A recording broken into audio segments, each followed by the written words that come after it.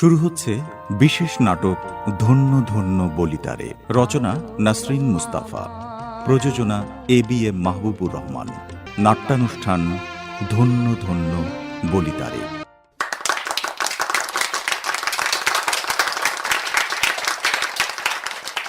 উপস্থিত সুধী, আপনারা জানেন যে প্রতি বছরই আমাদের প্রতিষ্ঠান হতে বছরের সেরা উদ্যোক্তাকে পুরস্কৃত করা হয়।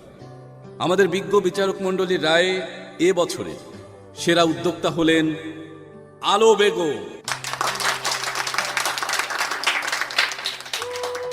আমি পুরস্কার গ্রহণ করতে মঞ্চে আসার জন্য অনুরোধ করছি সেরা উদ্যোক্তা আলো বেগমকে। সেরা উদ্যোক্তা আলো বেগম। যা আলো, যা আলো যা, আজ তোর জীবনের স্বপ্ন পূরণ হয়েছে। এগিয়ে যা আলো। ওমা না, আমি তো একাই পুরস্কার গ্রহণ করতে পারবো না। মানে? আপনাকেও যেতে হবে আমার সাথে। আপনার হাত ধরে আমি পুরস্কার নিতে চাই। আপনি যাবেন না আমার সাথে? কি বলিস এসব? পাগলামি করিস না তো আলো। মঞ্চে আসার জন্য অনুরোধ করছি সেরা উদ্যোক্তা আলো বেগমকে। তিনি এখানে আছেন, আশা করি শুনতে পাচ্ছেন।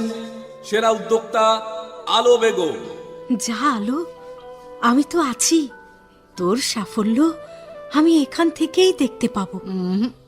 আপনি যদি না যান আমিও যাব না।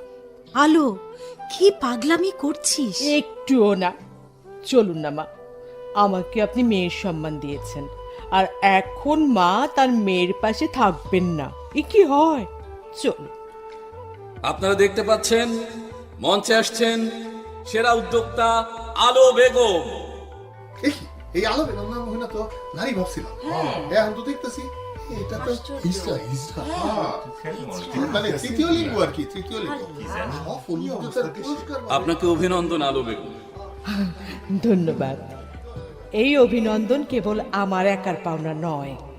এই যে আমার পাশে যে মানুষটাকে দেখছেন, এই অভিনন্দন আসলে তার পাওয়া উচিত।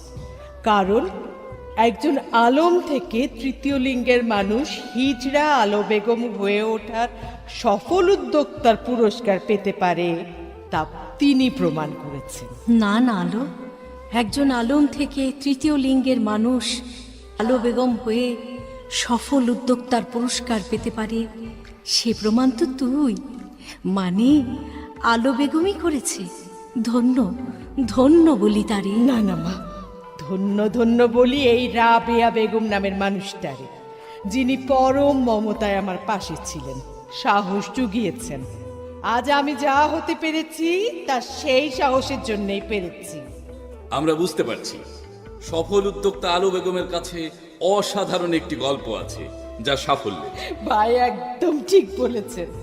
সেই গল্প যুদ্ধেরও বটে, জীবন যুদ্ধের। আমরা সেই গল্প শুনতে চাই। আমাদের এই অনুষ্ঠান সরাসরি সম্প্রচার হচ্ছে বেতার, টেলিভিশন, অনলাইন ও সামাজিক যোগাযোগ মাধ্যমে। অগণিত দর্শক শ্রোতা এই অনুষ্ঠানের সাথে সম্পৃক্ত হয়েছেন। আশা করি এই গল্প আমাদের প্রত্যেককে সাহস যোগাবে। এই গল্পটা আমি বলতে চাই। আলোর আলো ছড়ানোর গল্প বলতে পারলে আমি খুব খুশি হব। আমরা শুনতে চাই সেই গল্প। আমি বলতে চাই, আলম কিংবা আলো নয়, সত্যিকারের মানুষ হয়ে উঠতে চাওয়া একজন মানুষের কথা। আলম কিংবা আলো নামে ডাকার চেয়ে তার মানুষ হয়ে ওঠার গল্প শোনা খুব জরুরি সবার জন্য। আলোর সাথে যেদিন প্রথম আমার দেখা হলো, সেই সকালের কথা বলি। আমি রাবেয়া বেগম, একলা মানুষ, ছেলে আর মেয়ে থাকে বিদেশে। আমার মরহুম স্বামীর বানানো বাড়িতে তার স্মৃতি আঁকড়ে থাকতে চায় আমৃত্যু। আর ওরা চায় এই বাড়ি ছেড়ে আমি ওদের কাছে গিয়ে থাকি। বাড়ি ভেঙে হাইরাইজ অ্যাপার্টমেন্ট বানানোর জন্য রিয়েল এস্টেট কোম্পানির দালালের সাথে যোগ দেয়। আমার জান থাকতে আমি কিছুতেই হতে দেব না। কিন্তু সেই সকালে যা হলো, দালালটা আমার কান ঝালাপালা করে দিতে এসেছিল।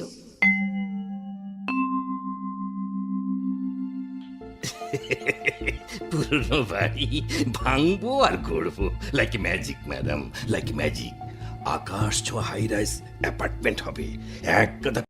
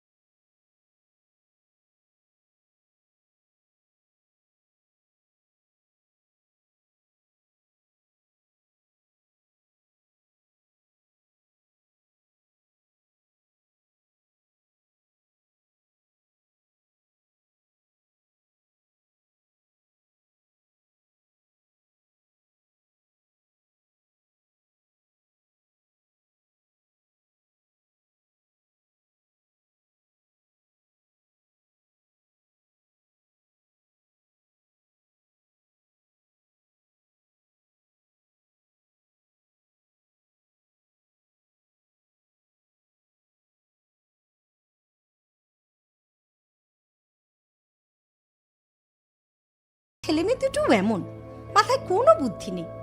এই বাড়িতে জন্ম, আমার এত বছরের সংসার, মানুষটা নেই বলে কি আমি সব ভুলে যাব? তার কষ্টের বাড়ি ভাঙতে দেব আমি? কখনো না। যাগে, এসব শুনে তোর কাজ নেই। বাজারের থলে হাতে নে, চল আজ নতুন কি কিনতে পারি দেখি গে। আইজ আপনি একাই যাইন যে, যা গরম বাইরে। হ্যাঁ, বেশি কথা বলবি না তো। হেঁটে হেঁটে নিজের মতো করে বাজার করতে আমি পছন্দ করি, তুই জানিস না? চল চল আমার সাথে চল। চলুন খালাম্মা, চলুন।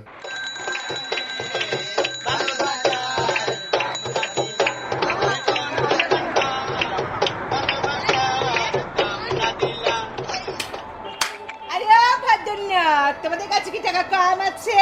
দাও না কিছু ছেড়ে। আরে তোমাদের তো হাতের ময়লা, রাগ করো কেন? বেশি কিছু কি চেয়েছি? আমাদের কিছু না দিলে চলবে কেন? দাও না বাবা। কি সাই রাগ দেস, হ্যাঁ রাগ করে আমার, রাগ করে আবার। দেখ কেন না হয় একটা নাচ দেখিয়ে দিচ্ছি। ও আমার আতা গাছেতে তোতা পাখি বাসা বেঁধেছে, আমার আতা গাছেতে তোতা পাখি বাসা বেঁধেছে। হায় হায় খালাম্মা, খালাম্মা দেখছুইন এই হিজড়া গো কামডা দেখছুইন? পথ আটকাইয়া মানুষের পকেট কাটে, মাইনসে ভয়ে ডরে কিছু কইতে পারে না, যে কয় তার দিকেই তাইরা আসে। দেখছুন? বেঁচে থাকার আর কোনো উপায় কি নেই ওদের কাছে? চাঁদাবাজি করে পেট চালায়। আর এগুলান বহুত ঝামেলা করে, বুঝছুন? ঝামেলার কাম দিব কি? এখন তো কথাবার্তার কোনো ঠিক নাই, মানুষের লগে বেইমানিও করে, হ্যাঁ করে কেউ বিশ্বাস করে? এই বড় লোক মিনসে কিছু দিয়ে যা, ভালোই তো গায়ে গতরে তেল ঝরে পড়ছে, কিছু তেল আমাদেরকে দে না শোনা, দিবি না? খালাম্মা দেখছুন বেয়াদব কিরম করে, দেখছুন? একদম বেয়াদব বলবি না, বেয়াদবি করি নাই, লেজ হিসাব চেয়েছি। আমাদের পেটে খাবার দিতে হয় না, আমরা কি বাতাস খেয়ে থাকবো? গায়ে হাত দিবি না, গায়ে হাত দিবি না খালাম্মা, দেখেন আমার লাগে কি করে। থামতো তোরা, বয়স্ক মানুষকে রোদে দাঁড় করিয়ে রেখেছিস, বিরক্ত করছিস, বলি সব জায়গায় সবকিছু করবি, এ কেমন কথা? মালো মালো আলো হেজরা কয় কি? এই তুমি ওর পাশ নিচ্ছ কেন? কি লাগে তোমার? মানুষ লাগে, মানুষের সাথে মানুষের দিল লাগে, বুঝিস সব? মানুষ লাগে। এই মানুষের সাথে মানুষের দিল লাগে, ওরা কি তোমার কথা শোনে? এই হিজরা আলো বেগমের মুখে আলোর ফুল ফুটেছে। এই মানুষের সাথে মানুষের দিল লাগে। এই তুই কি মানুষ? আমি মানুষ, অবশ্যই মানুষ। না, তুই মানুষ না, তুই হিজড়া, তুই তৃতীয় লিঙ্গ। মানুষের সমাজে তোর কোনো দাম নাই। যদি তোর দাম থাকতো তুই কি পথে পথে ঘুরতি? তোর পরিবার তোরে ফেলে দিত? বড় বড় বুলি সারস। এই চল আজকে আকরায় যাই, গুরুমার কাছে বিচার দিমু হক গলে মিল্লা। বলবো তুই আমাদের কাজে ব্যাঘাত ঘটাস। হিজরা ধর্ম মানুষ না, মানুষ হইতে চাস। আল্লাহ কত হায় খালাম্মা, কাইজা বাজছে। চলুন এই ফাঁকে আমরা জায়গা। বাপ রে বাপ, এইগুলার যে কথা কি সব কয়া ঝগড়া লাগাই দিছে। মনে হয় গতরে বিছুটি পাতা ঘষতাছে। চলেন চলেন খালাম্মা জায়গা। চল। কিন্তু আমি ভাবছি অন্য কথা। হিজরা হলে কি সে মানুষের মতো ভাবতে পারে না? ওই মেয়েটা কি সুন্দর করে বলল, মানুষের সাথে মানুষের দিল লাগে। কি নাম যেন মেয়েটার? কি সেরি সেরি কইতাছেন খালাম্মা? আরে ওইটা কি সেরি? ওইটা হইল গিয়া কোনো মাইনসে জাতের মধ্যেই পড়ে না। আপনি যে কি না খালাম্মা, আপনি কোন মানুষ চেনেন না। মানমিয়া, মানুষের দলে পড়তে হলে মানুষ হওয়া লাগে। পুরো পুরুষ কিংবা পুরো নারী যারা, তারা সবাই কি মানুষ হতে পারে? তাহলে কি মানুষের সংসারে এত কষ্ট থাকে মানুষের? যাই বলিস মনু, মেয়েটা সত্যি খুব দামি কথা বলেছে। এই, এই, এই, এই।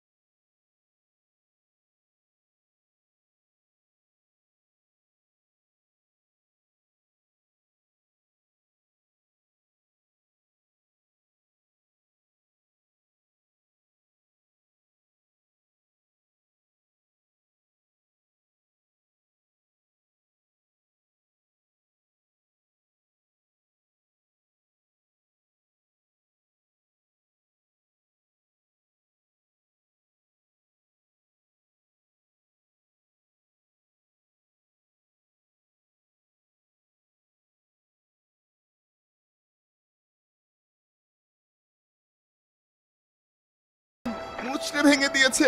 কে কোথায় আছো? বাঁচাও, বাঁচাও, হিজড়াটাকে আটকাও। তোকে বাঁচাতেই তো চলে এসেছি আমরা। ভয় নেই, তুই এবার সত্যি বেঁচে যাবি।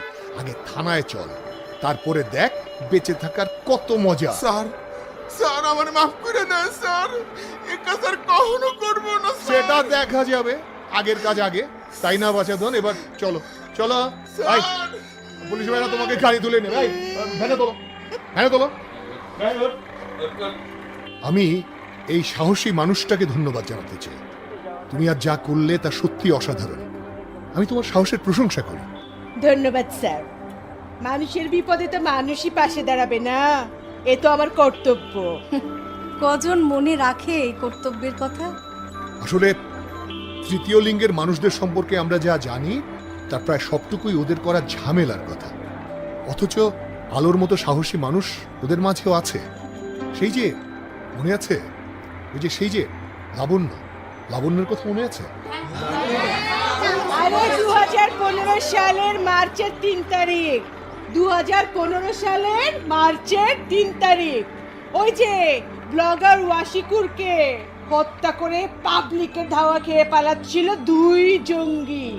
খালি হাতে জঙ্গিদেরকে আটকে দেয় কে? লাবণ্য হিজড়া। পুলিশের হাতে ধরিয়ে দেয় কে? লাবণ্য হিজড়া খুনিদেরকে। হ্যাঁ হ্যাঁ, মনে পড়েছে। আমরা সবাই খুব তারিফ করেছিলাম তখন। সাহসী লাবণ্য সাহস যোগায় অন্যদেরকেও। আসলে সাহসী হতে হলে নারী কিংবা পুরুষই হতে হবে এমন কোনো কথা নেই। ঠিক কইছেন স্যার। স্যার একটা নাচ দেখাই। হ্যাঁ? পুলিশের নাচ সলমান খানের।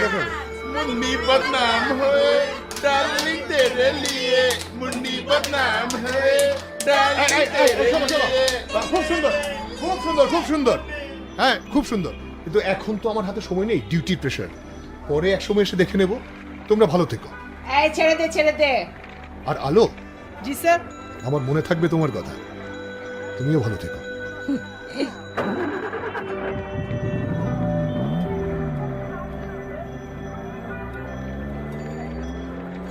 তোমাকে আর কি বলে যে ধন্যবাদ দেব মা। আমি আসলে মুগ্ধ হয়ে গেছি তোমাকে দেখে। মা, আবার দেখা হবে। আমি এ পাড়াতেই থাকি। এদিকে এলে এসো আমার কাছে, একটু সংকোচ করো না, কেমন? পিন পতন নীরবতা। আমরা সবাই মুগ্ধ হয়ে শুনছিলাম রাবেয়া বেগমের কথা, সাহসী আলো বেগমের কথা। রাবেয়া বেগমের সাথে এরপরও নিশ্চয় দেখা হয়েছিল আলো। সেটা কিভাবে? নিশ্চয়ই জানতে চাই আমরা। কি জানতে চাই? রাবেয়া বেগমের সাথে যেন আমার দেখা হয়, সেজন্য আমি দিন নাই রাত নাই ওই পথেই ঘুরতাম। তিনি যে মা ডেকে মায়ার বাঁধনে আমাকে জড়িয়ে ফেললেন, আমি না এটা কিছুতেই এড়াতে পারছিলাম না। আসলে এই ভালোবাসা, স্নেহ, মমতা এসব তো আর আমাদের কপালে জোটে না। মানুষ অন্যরকম মনে করে আমাদেরকে দূর দূর ছাই ছাই করে দূরে সরিয়ে রাখে। তাই কেউ একটু মায়া করলে কি হয় জানেন? আমাদের বুকের ভেতরে না একদম তুফান ছুটে যায়। এই যেমন আমার হয়েছিল। আমি রাবেয়া বেগমের বাড়িও চিনে নিয়েছিলাম। একসময় আমি তো সেই বাড়ির সামনেই দাঁড়িয়ে থাকতাম, যদি একটুখানি দেখা পাই তার, যিনি আমাকে মেয়ের মতো করে স্নেহ করেছিলেন। একদিন ঠিকই আমার চোখে পড়ল ওকে। ওর 2 চোখে আমি কি যে দেখেছিলাম বুঝিয়ে বলতে পারবো না। আমার বুকের ভেতরটা কেবল নড়ে উঠেছিল। আমি ওকে ডেকে নিই বাড়ির ভেতর।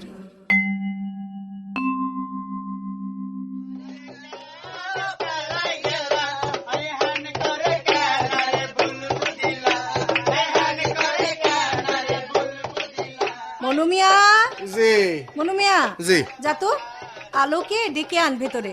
কি আসানক কথা কইছুন খালাম্মা। এরা পথে ঘাটে থাহে, যত আকাম আছে সব করে। এর আরে ঘরের ভিতর ঢুকাইলেন তো সর্বনাশের আর কিছু বাকি থাকতো না খালাম্মা। সেসব আমি বুঝবো। তোকে যা বলেছি তুই তাই কর, যা। আচ্ছা।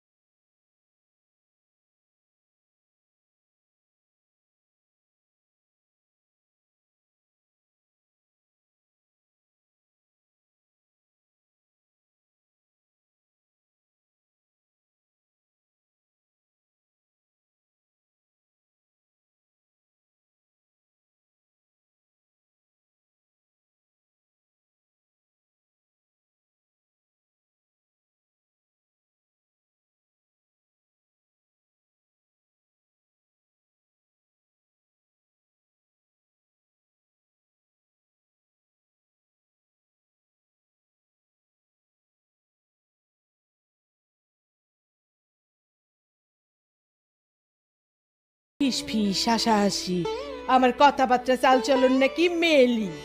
আমি কি করব? আমি তো আর জোর করে কিছু করি নাই খালাম্মা, জোর করে কিছু হইতেও চাই নাই, তাই না? আমার ভেতর থেকে যা ইচ্ছে হতো তা যদি মেয়েদের মতো লাগে তাতে আমার কি দোষ? আল্লাহ কি আমারে বানায় নাই এরকম করে? আমি কি আল্লাহর বানানো মানুষ না? নিশ্চয় তুমি সৃষ্টিকর্তার সৃষ্টি, আর সব মানুষের মতো মানুষ। তাহলে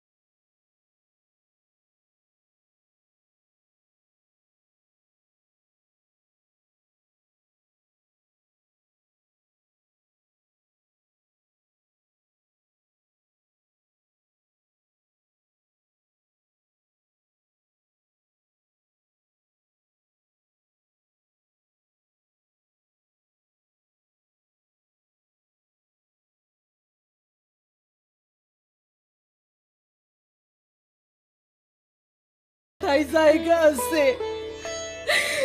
একদিন কি হইলো শুনেন, পাড়ার মানুষের কাছ থেকে খবর পাইয়া একদল হিজড়া আসলো আমাদের বাড়িতে। আমারে ওদের দলে নিতে চায়। তুমি চলে এলে? কি করব? আব্বা কইলেন আমি যেন আর কোনোদিন বাড়িতে না আসি। আমার পরিচয় তারা দেবেন না। আমার ভাই বোনরা পর্যন্ত হাফসাইরা বাঁচলো। কিন্তু তোমার মা কি করলেন? আরে আমার মা একবার বুকে জড়ায় ধরে খালি কইলেন, তোর অভাগী মানে তুই মাফ করিস বাজার। আর কি কইলেন জানেন? সেভাবেই হোক বাচ্চা থাকার চেষ্টা করিস। আমি তাই যেভাবেই হোক বাচ্চা থাকার লড়াই করে যাইতেছি। আমারে বাচ্চা থাকতেই হইব। নিশ্চয়। আকাশ ভরা, সূর্য তারা, বিশ্ব ভরা প্রাণ, তাহারই মাঝখানে আছে তোমারও স্থান। আলম বাড়ি সাইডা চলে আসে আলো হয়ে উঠব বলে। হিজড়া দলে থাকি, মানুষের কাছ থেকে টাকা তুলি, কিন্তু কাউরে বিরক্ত করতে মন চায় না গো। আমি কি চাই জানেন? আমার নিজের বুদ্ধি খাটায়া কষ্ট কইরা সৎ পথে পরিশ্রম করতে চাই। কিন্তু কি করব, মানুষের কাছে হাত পাতা ছাড়া তো আমার আর কিছু করার উপায় নাই খালাম্মা। কেন থাকবে না? কোনো মানুষ যদি ইচ্ছে করে সে ভালোভাবে থাকবে, সৎ পথে উপার্জন করবে, তখন তার সামনের রাস্তা খুলে দেন স্বয়ং উপরওয়ালা। বিশ্বাস করো, মন থেকে বিশ্বাস করো এই কথা, দেখবে তুমি নিশ্চয়ই জয়ী হবে। তুমি ক্লাস 10 পর্যন্ত পড়েছো না? জি পড়ছি। তুমি অঙ্ক খুব ভালো বুঝতে, তাই না? জি ভীষণ ভালো বুঝতাম। তুমি আবার পড়তে শুরু করো, উন্মুক্ত বিশ্ববিদ্যালয় ওপেন স্কুলে ভর্তি করিয়ে দেব তোমাকে। মন দিয়ে পড়ো, এসএসসিটা পাশ করো আগে, তারপর দেখবে বাকি সব কিছু সহজ হয়ে গেছে। হাতের কাজ শিখবে তুমি। জি শিখবো। আমার মা কি করতো জানেন? কুশি কাটায় ফুল তুলতো। আমি শিক্ষা ফেলছিলাম, সবাই হাসতো, কইতো আমি নাকি মাইয়া কালাম্মা মানে মাইয়াগর মতো পোলা। কিন্তু আমার খুব ভালো লাগতো জানেন, একদম না ওই অঙ্কের হিসাব খুব সহজ। আমি শিক্ষা বুনতে শিখছিলাম, বেতের ছুরি, যা যা মা করতেন আমি সব দীক্ষাই শিক্ষা ফেলছিলাম। আমি না চেষ্টা করলে আবারও পেরে যাবো গো খালাম্মা। ব্যাস, তোমার এই চেষ্টাই আসল। কিন্তু ভয় পেও না, আমি তোমার সাথে আছি। ও মা, আপনি কেন থাকবেন? হ্যাঁ, আমার জন্য আপনি এত কিছু কেন করবেন? এমনি এমনি তো করবো না। কর না আপনি, আপনি আমার যা যা করতে বলবেন আমি সব করব। আপনি যা বলবেন খালাম্মা আমি তাই শুনবো, দরকার হলে এই জান দেব। জান দিতে হবে না, তুমি শুধু আমাকে একটু সময় দিও মা। মা, কেউ আমাকে সময় দেয় না, আহা, অথচ আমার হাতে কত সময়। কথা বলার জন্য এক এক সময় আমি হাঁপিয়ে উঠি।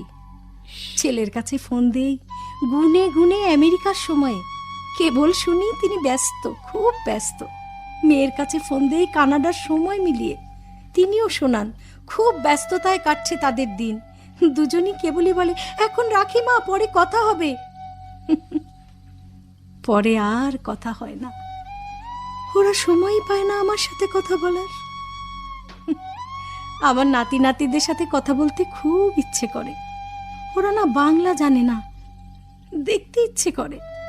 দেশে আসার সময় নেই, ইচ্ছেও নেই। মনে হয় বাংলাদেশে কেবলই বাঘ আর কুমিরের বাস করে, নোংরা পানি, বাতাসে বিষ। অথচ এই দেশেই তো ওদেরকে কোলে পিঠে করে আমি বড় করে তুলেছিলাম। আপনি যান না কেন? হ্যাঁ, বেরিয়ে আসুন, দেখে আসুন সবাইকে, যান। না রে না, একবার গেলেই ওরা আমাকে আটকে ফেলবে, আর ফিরতে দেবে না।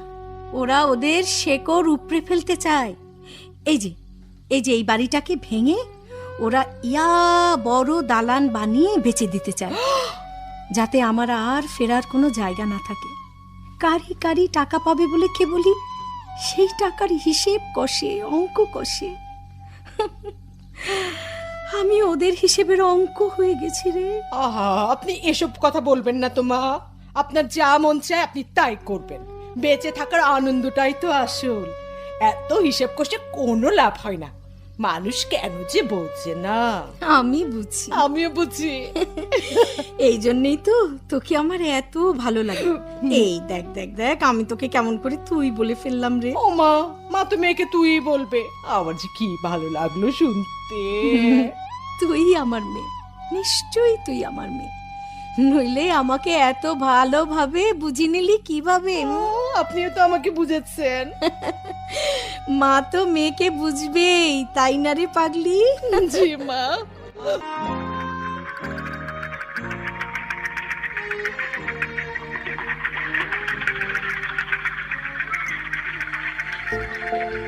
চলো বলুন মিয়া। আচ্ছা ম্যাডাম আসলে কি করতে চাইছে বলুন তো। বুঝুন না, ভাবছুন খালাম্মার মাথা কি খারাপ হয়ে গেল? হিজরা আলোরে এত পাত্তা দিতেছেন কেরে, আমি তো কিছুই বুঝতাছি না। হিজরা আলোরে পড়ালেখা শিখাইছেন, হাতের কাম শিখাইতে ভর্তি করাইছেন আরেকটা স্কুলে।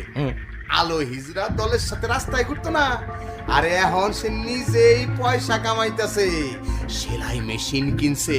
আরে আলো হিজরা তো কাম শিখাইতেছে আরো হিজরা করে। তারা সেলাই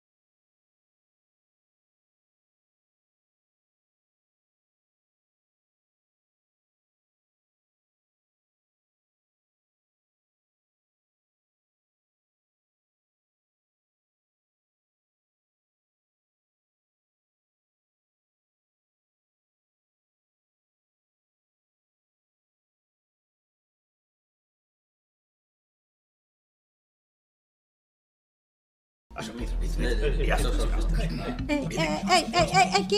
কে তোমরা ভেতরে ঢুকলে কিভাবে? মনুমিয়া, মনুমিয়া, আরে আয় মনুমিয়া, কোথায় তুই? এরা বাড়ির ভিতরে কি করে ঢুকলো? ম্যাডাম, মনুমিয়া, ম্যাডাম, এই যে ম্যাডাম, আরে খামাকা রাগ করছেন। আমি তো আপনার কিংবা আপনার বাড়ির কিংবা আপনার বাড়ির কেয়ারটেকার চাকর বাকরের কাছে অপরিচিত কেউ নই। কতবার এসেছি আপনার কাছে, পরিচিত বলেই তো আসতে পেরেছি। এসেছি এবং জ্ঞান জ্ঞান করেছি। তোমাকে তো আমি সাপ সাপ বলে দিয়েছি, এরপরে কেন আসো ঘ্যান ঘ্যান করতে আমার কাছে? তোমার কি লজ্জা শরম বলে কিছু নেই? লজ্জা? দালালদের কি লজ্জা থাকে না থাকতে হয় বলুন ম্যাডাম? এক থাপ্পড়ে তোমার দাঁতগুলো আমি ফেলে দেবো, যাতে জীবনে আর কখনো খ্যাক খ্যাক করে হাসতে না পারো। সে আপনার ইচ্ছে, তবে আমাকে কিন্তু আপনি আটকাতে পারবেন না। এই যে দেখছেন, এই যে দেখছেন, ভূষো ভূষো দানবের মতো গুন্ডা পান্ডা নিয়ে এসেছি সাথে। এরা এখন আপনাকে বাড়ি ছাড়া করবে। একটু পরেই দেখবেন বাড়ি আছে এখানে, আর আপনি আছেন রাস্তার ওই পাশে। দূর থেকে দেখবেন বাড়িটা। আপনার স্বামীর হাতে বানানো বাড়ি, যেখানে আপনি হিজড়াখানা খুলেছিলেন, তার আপনার দখলে নেই। আফসোস। এই এই খবরদার খবরদার বলছি, আর এক পাও আগাবে না। মনুমিয়া, মনুমিয়া, মনুমিয়া আসবে না ম্যাডাম। কেন আসবে না? কেন? হ্যাঁ, কেন আসবে না? এত বছর ধরে আমার সাথে কাজ করছো, এই ও কেন আসবে না? মনুমিয়া আসবে না, আসবে না। কেননা ও টাকা পেয়েছে, কি? সেই টাকা নিয়ে মহানন্দে আছে, বগল বাজিয়ে গান গাইছে। মনুমিয়ার দেশে রে বাজা বাজে রে।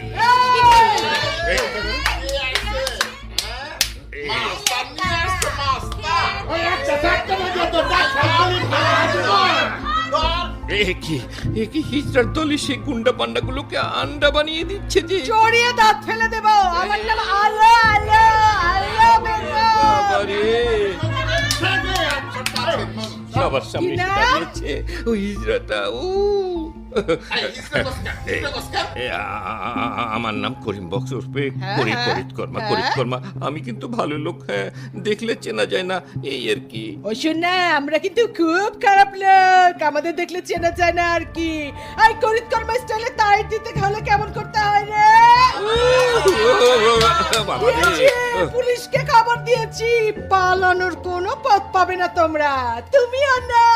এই সামনে দেখো। ওরে বাবারে, ওরে বাবারে, পালাই রে, পালাই, পালাই।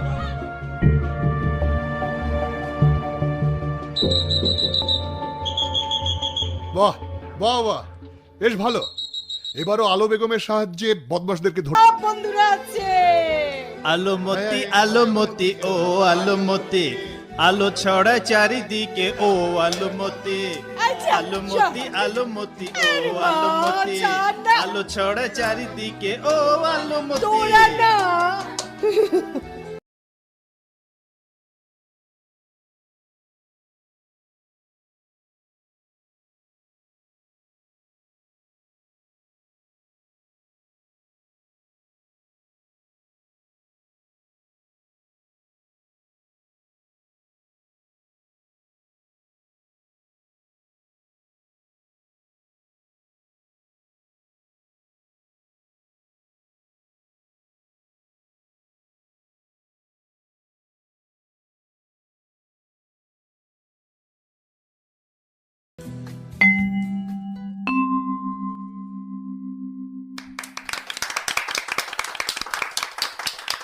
আমরা মুগ্ধ হয়ে শুনছিলাম সফল উদ্যোক্তা হয়ে ওঠা আলো বেগমের কথা এবং তাকে সফল করে তোলা মহিয়সী নারী রাবেয়া বেগমের কথা।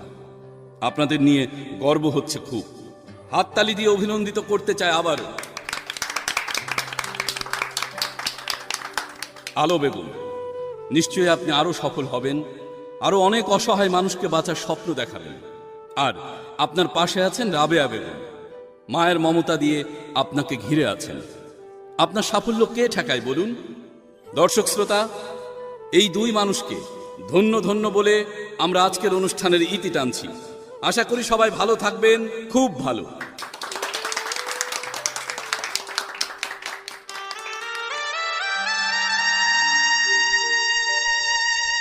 শুনতে পাচ্ছ? সবাই যাকে অভিনন্দন জানাচ্ছে সে আমার সন্তান। ও হোক না তার নাম আলম, হোক সে আলো বেগম, সে কিন্তু আমার সন্তান, সে আমাদেরই সন্তান। শুনতে পাচ্ছ তুমি? হ্যাঁ পাচ্ছি। তাহলে বলো, তাহলে বলো তুমি ওর জন্মদাতা বাবা, এ কথা আর অস্বীকার করবে না। কিন্তু এখনো কিন্তু ও এভাবে জন্ম নিয়েছে, ওর জন্য ওর কি কোনো দোষ ছিল? তাহলে আমরা কেন ওকে ভুলে গেলাম? এটাই যে নিয়ম, সমাজ এভাবেই ভুলে যেতে বলে। আমরা তো সমাজের বাইরে যেতে পারি না। সবাই যদি সমাজের অন্যায় নিয়ম মাথা পেতে নেয়, তাহলে তাহলে সমাজকে বদলাবে কিভাবে? অথচ মানুষই সমাজকে বদলে দেয়, ন্যায়ের প্রতিষ্ঠা করে। ভুল কি বলেছি আমি? না না না না, তুমি ভুল বলনি। তাহলে তাহলে তুমি কি এখনো বলবে আলোকে তুমি চাও না? আলোকে তোমার নিজের সন্তান হিসাবে পরিচয় দিতে চাও না? অথচ দেখো, ও নিজের পরিচয়ে পরিচিত হচ্ছে। নিজের পরিচয় পরিচিত হচ্ছে, সে তো ভালো কথা, কিন্তু এতদিন পর তাকেই সংসারে টেনে আনার কি দরকার? যা ঘটে গেছে ঘটে তো গেছেই, তাকে বাদ দিয়ে আমরা তো বেশ আছি। ভাই কিন্তু ঠিক বলেছে, ভালো লাগছে তাকে সুখী হতে দেখে, কিন্তু নতুন করে ডেকে এনে আমাদের অস্বস্তি বাড়ানোর কি দরকার? বাহ, কি যুক্তি তোমাদের! আপন মায়ের পেটের বোন সে তোমাদের। একজন তৃতীয় লিঙ্গের মানুষ, আমার বোন, ভাবতে কেমন লাগে? ঠিক বলেছ ভাই, একজন হিজড়া। রাষ্ট্র তৃতীয় লিঙ্গের মানুষ হিসেবে স্বীকৃতি দিয়েছে সত্য, কিন্তু পুরোপুরিভাবে সবাইকে মেনে নিতে পারছে? আলোর বাবা, সবার কথা আমি জানতে চাই না, তুমি কি এখনো পারছো না মেনে নিতে? বাহ, তুমিও কোনো কথা বলতে পারছো না। ভুলে গেছো সেই সব দিনের কথা? যাকে সন্তান হিসাবে স্বীকৃতি দাওনি, সে আলোই কিন্তু তোমার সন্তানের দায়িত্ব পালন করেছিল। মনে নেই কয়েক বছর আগেকার সেই সব দিনের কথা? কোন সব দিনের কথা বলছো মা? কি করেছিল সে? সড়ক দুর্ঘটনায় পঙ্গু হয়ে বিছানায় পড়লাম আমি। চাকরিটা চলে গেল। সংসার কিভাবে চলবে সেই ভাবনায় পাগল হয়ে যাওয়ার দশা। এই তো মনে পড়েছে, বলো বলো, এরপর কি হলো? সংসারের অভাব আর অভাব। তোমার বকে যাওয়া ছেলে রতন গায়ে হাওয়া লাগিয়ে ঘুরে বেড়ায়, আর তোমার মেয়ে হাসনা পড়ালেখা বন্ধ হয়ে গেল স্কুলের বেতন দিতে না পেরে। মনে আছে তোমার? মানে মা, আমি তো পরে ঠিক হয়ে গেলাম। সংসারের অভাব কেটে গেলে তবে তুমি পথে এলে, কিন্তু সে অভাব কিভাবে কেটেছিল জানবে না? আবার স্কুলে যেতে শুরু করেছিলাম আমি, মনে আছে? কেন এত সব জাদুকরী ঘটনা ঘটে গেল জানতে চেয়েছো কখনো? আমিও তো জানতাম না, অনেকদিন তুমি আমাকে বলনি। বলিনি ভয়ে। আলো গোপনে আসতো আমার কাছে, আমাকে এক নজর দেখবে বলে। আমি মা হয়ে আমার সন্তানকে ছেড়েছিলাম, কিন্তু আমার সত্যিকারের সন্তান যে, সে আমাকে ছেড়ে থাকতে পারেনি।